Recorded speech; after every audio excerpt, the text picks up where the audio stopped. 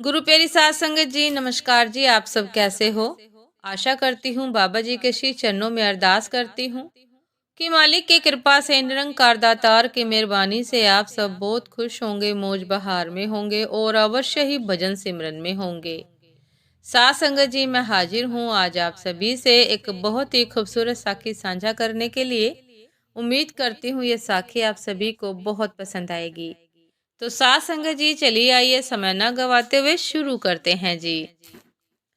साथ संगत जी, किसी गांव में एक व्यक्ति रहता था। वह बहुत ही भला था, लेकिन उसमें एक दुर्गुण भी था। वह हर काम को टाला करता था। वह मानता था कि जो कुछ होता है भाग्य से होता है। एक दिन एक साधु उसके पास आया। उस व्यक्ति ने साधु की बहुत सेवा की। उसकी सेवा से खुश होकर साधु ने पारस पत्थर देते हुए कहा कि मैं तुम्हारी सेवा से बहुत प्रसन्न हूँ, इसलिए मैं तुम्हें यह पारस पत्थर दे रहा हूँ। 7 दिन बाद मैं इसे तुम्हारे पास से ले जाऊंगा। इस बीच तुम जितना चाहो उतना सोना बना लेना। उस व्यक्ति को लोहा नहीं मिल रहा था। अपने घर में लोहा तलाश किया, थोड़ा सा लोहा मिला तो उसने उसी का सोना बनाकर बाजार में बेच दिया और कुछ सामान ले आया। अगले दिन वह लोहा खरीदने के लिए बाजार गया तो उस समय महंगा मिल रहा था। लोहा उस समय महंगा मिल रहा था, यह देखकर वह व्यक्ति घर लौट आया। 3 दिन बाद वह फिर बाजार गया तो उसे पता चला कि इस बार और भी महंगा हो गया है। इसलिए वह लोहा बिना खरीदे ही वापस लौट गया। उसने सोचा एक दिन तो जरूर लोहा सस्ता होगा, जब सस्ता हो जाएगा तभी खरीदेंगे। और यह सोचकर उसने लोहा खरीदा ही नहीं। 8वें दिन साधु पारस लेने के लिए उसके पास आ गए। व्यक्ति ने कहा, मेरा तो सारा समय ऐसे ही निकल गया। अभी तो मैं कुछ भी सोना नहीं बना पाया। आप कृपा करके इस पत्थर को कुछ दिन और मेरे पास रहने दीजिए। लेकिन साधु राजी नहीं हुए।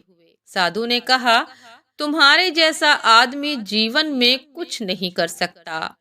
तुम्हारी जगह कोई और होता तो अब तक पता नहीं क्या क्या कर चुका होता।